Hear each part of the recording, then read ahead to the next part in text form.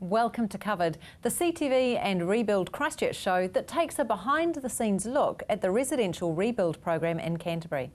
Today we'll be talking about cash settlements with Renee Walker from IAG and John Goddard from Community Law.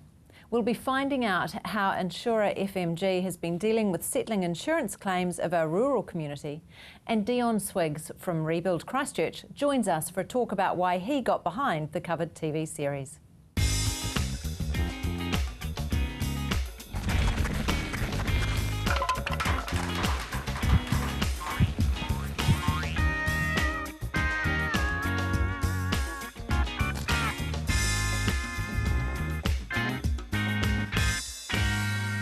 Joining me now is Renee Walker and John Goddard. Thanks very much, Renee and John, for coming on in. Now, Renee, you're with IAG. What's your role with them? So I'm the General Manager of Customer Solutions at IAG. Right, okay, rather busy at the moment. Yep. And John, your role with Community Law? My role is to be the supervising solicitor for all the staff who are working for the Residential Advisory Service. Okay, yeah, so you've got to keep your eyes on quite a lot of issues going at the moment as well. Absolutely. Yeah, for sure. So I'd just like to talk to you about collectively with private insurers that have actually been cash settled. What about those that are trying to get cash settlements? How is that going from your perspective, Renee? So for homeowners who are looking at cash settlements, so insurers really manage the overcap settlements and then settlements for things like paths, driveways, fences, and at the moment around 9,000 homeowners have opted for a cash settlement, whereas 2,500 roughly have opted for a managed repair and rebuild. Okay, so are we still in that situation where if you do want to cash settle, you can with your insurer and you'll just get handed a cheque? Definitely you can cash settle. It's not always just being handed a cheque, so there may be interested parties. If a homeowner is looking at a cash settlement as an option, what it does allow them to do is manage their own repair or rebuild or their own outcome, but what they would need to do is seek some advice from a bank probably if there was a mortgage on a property, or from a lawyer or someone independent, because it's not just a case of us handing them a cheque that they go off and do what they like with, particularly if there's a mortgage on the property. Okay, so when a mortgage is involved, there are quite specific, proof of use of the money, or are you talking? Well, the bank's going to be interested. Okay. So generally, a cash settlement would be paid against the mortgage. So like an EQC cap payment, for example, it doesn't just go to the homeowner, it will go against the mortgage if there is a mortgage there. And the bank will want to give some advice around the amount of equity in the home, what they can do with that money. It is generally required to repair or rebuild the property, so a bank will have an interest and want some involvement in that. Right, okay. Yeah, so we're not disappearing off to Australia on a holiday, it's actually going into the home to fix the issues that it was settled for. Yeah, it does give people the ability to manage their own outcome though. So for some people they will repair or rebuild the property, for others they might use it to purchase an existing property, they might use it to gain some equity in another one. So it does give the homeowner or the customer the power to be able to make those decisions. Okay. How do you get to that final number? How is that decision decided and negotiated? So I can talk mainly about the IAG process, but most insurers will follow something similar. So we would do an assessment of the property, we would look at what information we have on file, and then there'll be a number of times throughout the process that homeowners may like to look at a cash settlement. So for example, if geotech engineering has been done and structural engineering and there's been costs expended by the insurer, then those would probably come off a cash settlement. So if you're looking at a cash settlement at the start, some of those costs would be included because we'd be saying, well, we'll give you an allowance for those things. But generally an assessment will take place, we'll scope all of the damage, we'll price all of the damage, we'll generally have a builder involved in that. So the builder would say, yep, I can repair or rebuild this property for that amount of money, and then there'd be a negotiation with the homeowner. And everything is a negotiation. So I think people are a little bit wary that we'll give them a number and there's no conversation had, but there is always a conversation had with the homeowner because we want to make sure that they're comfortable, that we've scoped all of the damage and that what we're presenting to them is a fair and reasonable offer for their home. Okay, okay. John, I would just like to ask you a little bit. I haven't asked Renee this about multi-unit buildings and these kinds of situations. How difficult does it become then with a cash settlement for these more complicated properties? Well, sometimes with the more complicated properties, a cash settlement is a much simpler solution. Right. Because generally with a multi-unit building, you either have a cross-lease situation or you have a body corporate. And if you have one or two parties who are reluctant to proceed with a repair or a rebuild, then a cash settlement can be a way of working around that issue.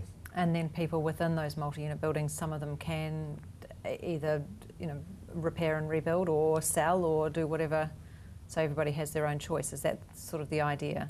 Well, that can be the idea, but technically it can be quite complex. For example, if different owners share a firewall or share foundations or share a roof, and there are some quite firm guidelines around that which have been put out by MB, which basically say that if 50% or more of a building is going to be rebuilt, then the whole building has to be rebuilt. Right. Where that can be complicated. What's MB? MB is the Ministry for Business, Innovation and Employment. Right, okay. So, sorry, could you repeat that for me then? So, when they're involved? Well, they have put out guidelines which insurers and their engineers rely on when they're working out proposed solutions for repairs and rebuilds. Right. And there are specific guidelines for multi-unit buildings. Okay. It's not straightforward, is it? Not at all. No. So is that where you become often involved from the community law point of view? Absolutely. Right. It can be a situation where an insured is in dispute with their insurer or unsure about their entitlements, and so we can work to clarify what those are. Okay. And then how is the cash actually paid out? I'm not sure which, does it, you mentioned before that some of it may go to the bank, to the mortgage. How do you feel with your clients with community law? What do you recommend people do? Do they have the power to get the cash in any other way? It's very important to draw a distinction between cash settlements that come from EQC and cash settlements that come from private insurers. Okay. Certainly with private insurers, there is generally some quite comprehensive paperwork that needs to be signed and documented before payment will be made. Okay. And at that point, you really do need your legal advice, don't you? Absolutely. Okay. But even in ensuring that a cash settlement is appropriate, because the cash settlement should be the equivalent cost of repairs or a rebuild. And so you need to look at the geotechnical information, engineering reports, perhaps look at quantity surveying so that you're sure that you've got your costs right. And one of the things that the Residential Advisory Service has is a technical panel, which is also part of the free service where people can go to just to check that those things are in place. Right. Thank you very much for joining me. It sounds like it's actually a very complicated issue that really needs to be looked at case by case. And I think the bottom line is to get some good advice, isn't it? Yeah. Definitely. I'd agree with that. Yeah, absolutely. Thanks, Renee and John, for your time today. I really appreciate it. Stay with us, because coming up after the break, we're having a chat to rural insurer FMG about what's been going on with settling their insurance claims.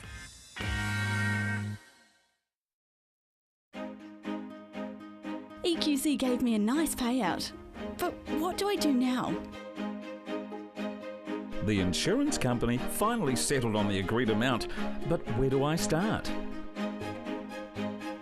There's so much to organise. Who do I call first? I don't have the time to be running around after contractors and doing paperwork. Irrigation is the future for farming in New Zealand, but like any technology, you can't be expected to get the most out of it on your own. Hydro Services is the key to maximising your results. On-farm irrigation management, minimising drainage losses, minimising power usage and maximising efficiency. Soil moisture solutions, soil water holding capacity assessments, resource consent applications and on-farm workshops, all there in the one place. Hydro Services, your one-stop for irrigation management and soil moisture measurement solutions.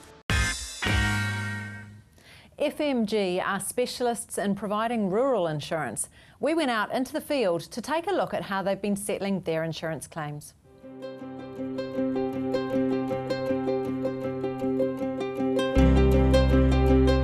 As a mutual, FMG's clients are our members, and so we're about long-term relationships with our clients. So when the Canterbury earthquake struck, it was about the welfare of our clients and getting people down to Canterbury as quickly as possible to identify vulnerable clients and to basically help all of our clients as much as we could. I am the Christchurch Earthquake Relationship Manager. I have been dealing with the Christchurch Earthquake claims since the 4th of September earthquake. I arrived in Christchurch on the Sunday, the 5th, as an assessor to assess the FMG earthquake claims. My role changed after the February earthquake when FMG realised this was a major disaster and that we needed to have someone build the relationship between the client and FMG. The Canterbury earthquake definitely created a lot of challenges for us, which a business as usual approach just wouldn't work. The first thing we needed to do was get people from throughout the country down to Canterbury to help our local staff who are already on the ground to start assessing damage to our clients' properties. The second thing that was really important was we set up a specialist project team to purely focus on Canterbury earthquake claims. Basically, my responsibility is I'm the advocate for our client. I'm there to help them. I'm there to listen to them. Work out what their needs are. Every claim is different, everybody has different circumstances, so my role is to be there for them. My name is Bill Lee. I've been farming here for 22 years and we run sheep and beef. Well, I should say from the outset I've been a member of FMG for 30 or 40 years ago and I've never had anything but good service from FMG, but Lynn's just part of the FMG team and it was brilliant. The September earthquake was mayhem, really. This old house had 4 big brick chimneys, all of which came down and sounded as if a jumbo jet was landing on the house, apart from the earthquake noise. And most of the damage emanated from that. I'm Roger Hardwick and we've been living in the area since the 80s. I'm Caroline Hardwick. Haven't been living in the area quite as long as Roger, but for a fair amount of time too. After the earthquake, the liquefaction caused it to tip, which in turn caused the structure of the house to crack quite severely in some of its structural components. We realised very early in the piece that you have got to communicate with clients. That's what they want, is to be communicated to and know what's happening and when it's happening. So at a minimum, all the clients are contacted on a monthly basis. Now, sometimes it's not an easy conversation. You've got to ring up. They're frustrated because they feel like nothing's happening, and in a month not a lot may have happened, but it's a courtesy call is what I call it, and it's just a matter of ringing them. How are you? What's happening? What have you been up to? And they love it. They appreciate it. Lynn was actually the first assessor FMG had sent to our farm to assess our house claim. We were very impressed. She was there on the Sunday after that Saturday quake, which would have been a big thing for her to have travelled from the North Island down to a town that just literally been hit by an earthquake. So I dare say that would have been very hard for, as an assessor, to get put into that situation.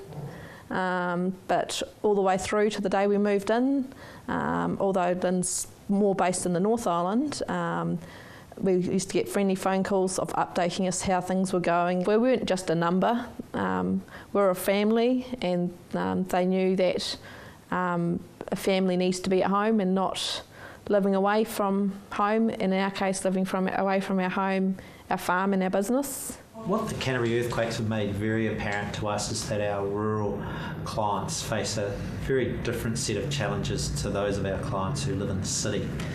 Basically, our farming and growing clients, their home and their place of business are the same place. And that has challenges within itself. There's no point that if our rural clients have damage to their home, necessarily finding them temporary accommodation in the city. And so we bring the accommodation to them, for example, putting caravans on their farm, which then enables them to continue their daily business with as little interruption as possible.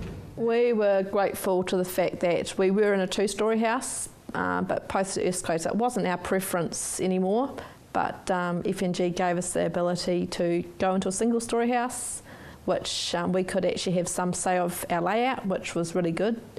Also, we had the opportunity to upgrade a few things to just make it our home rather than just a standard plan.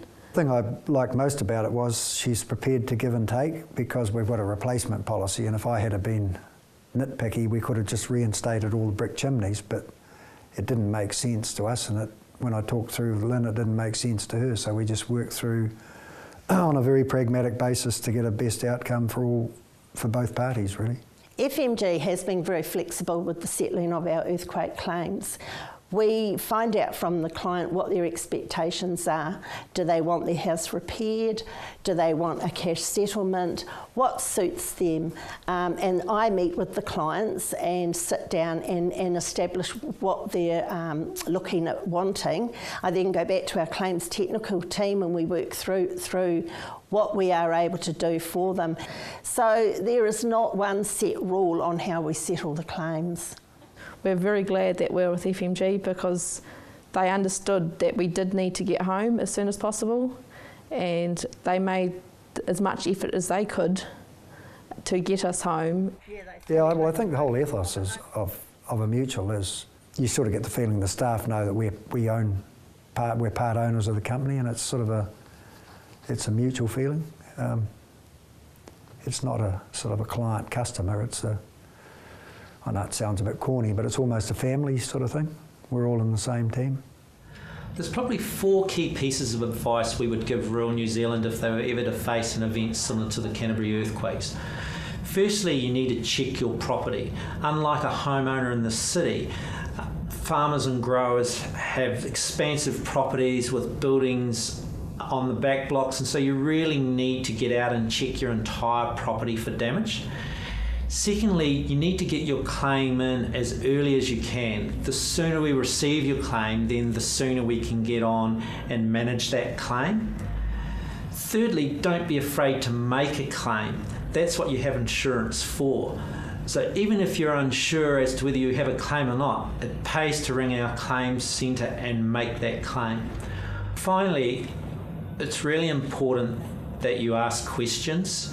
Just as you may ask advice for fertiliser on your farm, we're rural insurance advice specialists, and so we're there to help you along the way with any questions you may have. Yeah, pretty happy to be back home. It's a great and warm new house. Yes, pretty happy. They did a great job. Oh, I wouldn't wish it on anyone for a start, but if you've got to go through a crap period like we did, I couldn't think of a better partner to do it with than FMG.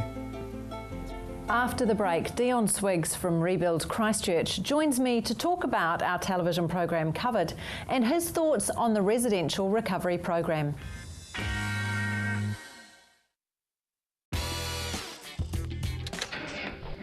Don't get caught out. With the Super Mini Booster, the power is in your hands. As the smallest power pack in its class, the Super Mini Booster will get you back on track in no time. Trusted by leading professionals, the Super Mini Booster has all the power you need. Super Mini Booster, the power is in your hands. Love music? Love summer? Then Ingham Lazy Sundays in the beautiful Botanic Gardens archery lawn is just the thing to get you enjoying the outdoors this summer. Every Sunday through January and February, and it's all free. So take time to recharge with family and friends, relaxing and listening to some great music from top musicians. View the lineup at summertimes.co.nz today. Ingham Lazy Sundays, putting summer into your Sundays.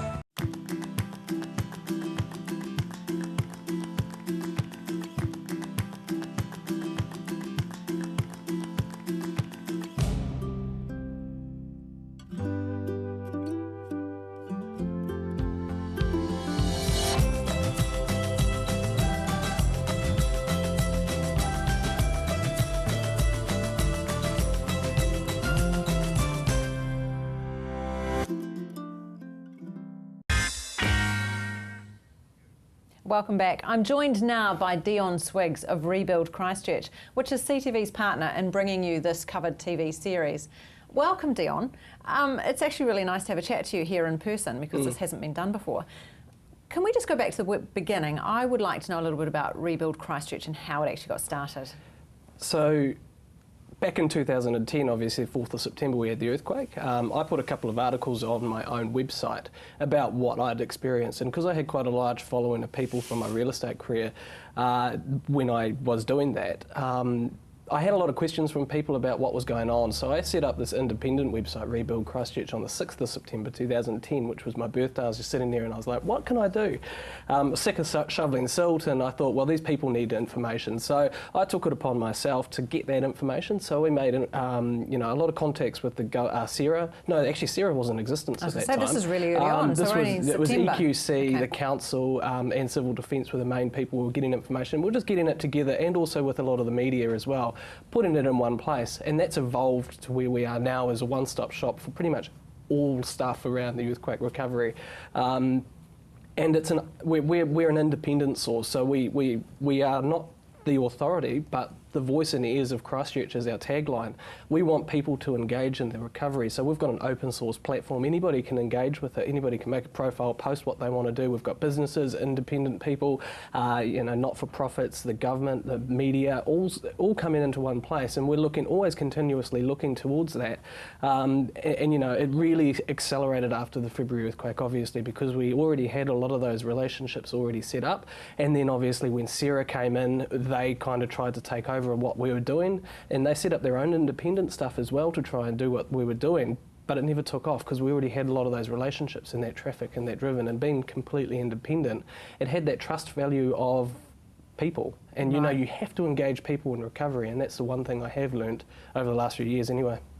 Is it still independent? Yes. It is? Yes. Okay. Very much so. Yeah. I think that's a really important thing to get out there, actually. And also, I'd like to know, is it still fulfilling the original aim? So when you sat there on the 6th of September, so 4 years ago, is it still doing what you were hoping to achieve? It's evolved a lot, and it evolves. Recovery is quite evolves over time, and over the last few years, I've done a lot of research about recovery in different environments and stuff like that. When I first set it up on the 6th of September, initially I was thinking, well, there wasn't actually a lot of damage in earthquake in the city and stuff like that, but I was thinking, let's have a place where we can look about, what has happened, and look at that's why I called it Rebuild Christchurch, because I thought, well, there's a bit of hope here, and especially when I was in the military, I did a lot of disaster communications and around sort of warfare and things like that. So, and I learned about those things. So I thought, well, we need hope to look forward, and that's what I thought. And then all of a sudden, the February earthquake happened. We fell into the place of telling the story and getting that information out to people. Get everything that people need out to the audience. And then that evolved, and that wasn't initially what we wanted to do. And now we're just setting up, and where we're at right now, we're changing to look at the future. So if you look at our logo, it's Rebuild the Future Christchurch. So we're looking towards what's going to happen and actually telling a story about not just the glossy, this is an amazing thing that's going on, this big project, but the people story and everything else around that as well. So it's a really, it's a very big website. I think there's about 60,000 pages of information on there now. There is a lot of information. When you go to that website, you can dive off in a lot of different directions to find the information that you're after. Tell me, based on where we are at the moment, what is the most striking part of it for you?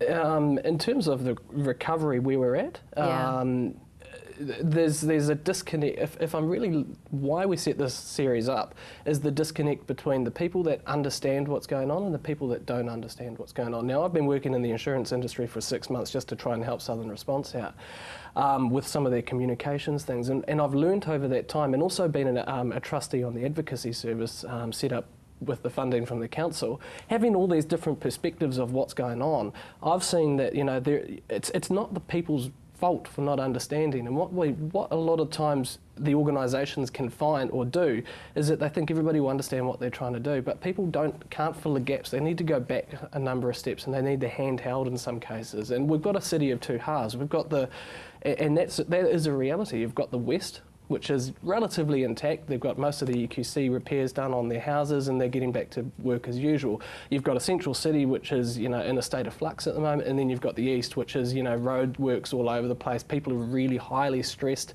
and when you're highly stressed, you can't comprehend what's going on. So we need to take a step back and actually go A, B, C for a lot of people, and hopefully this is what the series is actually trying to help people do. Now, the television series has been set up where, on CTV and QTV you see the full half-hour episode, Yep. but on Rebuild Christchurch you've broken them down into segments. Mm-hmm. Now, I was looking at the stats before. We've had over 60,000 hits on these segments via the websites. Why has it become, why? That to me seems a phenomenal amount. Yeah, so what I've been doing is working. When we get those segments, I wanted to break them up so they're nice bite-sized information pieces. And I've been working behind the scenes to get the information in front of people. So through different, channels and using a bit of, software and things like that, we can see when people are on the internet and looking for stuff, and I can go, well, we need to channel some advertising potentially into that to put it in front of people. So I'm spending, some of the, our money to make that happen, to get it in front of people so that people know about it. Otherwise, people won't know about it, they won't see it. And there is more to do. We could actually get a lot more engagement as well. So we're always continuously fine-tuning how we get this message out to people so that they can see it, and then knowing that all the information is on the website in those bite-sized chunks, people can go back and have a look at it. I suppose targeting that information to who it's relevant for Yes, is exactly. a key to it as well. And being able to do that efficiently, you're searching on the internet, you want to find your answers as efficiently and as quickly as you need, as you can. Tell me, looking back in hindsight, what would you have done differently? What do you think? I suppose, are we looking for future advice? Hopefully we don't have to go through this again, but... There's several. I mean, we can look at that in many, many different ways. There's a lot of stuff that I've done wrong in the past, and there's a lot of stuff that, because of what we've done, it's been successful and what we've actually achieved. So I don't want to look back and say, well, this was all wrong, but really what the one big key thing in recovery that I've learnt, and also from all the research that I've done around the world about sort of disasters and also sort of if you take a military approach as well, is communication to people, engage our communities in the process, because what I find is a lot of people that I do talk to, especially in the advocacy space, don't feel engaged in the recovery. They're not going to be advocates for our city moving forward. So we need to build advocates for a Christchurch city, because once the rebuild comes down, the construction workers, all the rebuild workers, they'll go off and find work elsewhere where there's work to be done. We're going to lose a lot of skilled workers. We're going to, and we need to be looking forward to engaging people in the recovery. And these are the kind of things that, this TV series and all sorts of stuff is actually going to make that happen. It's keeping those citizens of Christchurch and Canterbury engaged. And they're our biggest, they're the biggest city's asset, really. Absolutely. Dion, thank you very much for your time. We look forward to seeing what Rebuild Christchurch brings up in the next 6 months. Thank you. Cheers. So if you want free and independent advice about your insurance claim, you can contact the Residential Advisory Service, Community Law, or the Canterbury Insurance Assistance Services. If you or someone you know needs support, social services or help with temporary accommodation, you can contact the Canterbury Support Line or the Canterbury Earthquake Temporary Accommodation Service. And of course, keep an eye on that Rebuild Christchurch website as well. There's an awful lot of information there. You can drill down and find out exactly what you need. And of course, there are always these covered episodes as well. Join us next week when right here on Covered, we're going to be taking a closer look at the complex shared properties issue. We're going to debate the thorny issue of what's meant by as new, and we'll be advising you on how to work with your builder. We've got some great advice coming up next week. Join us then.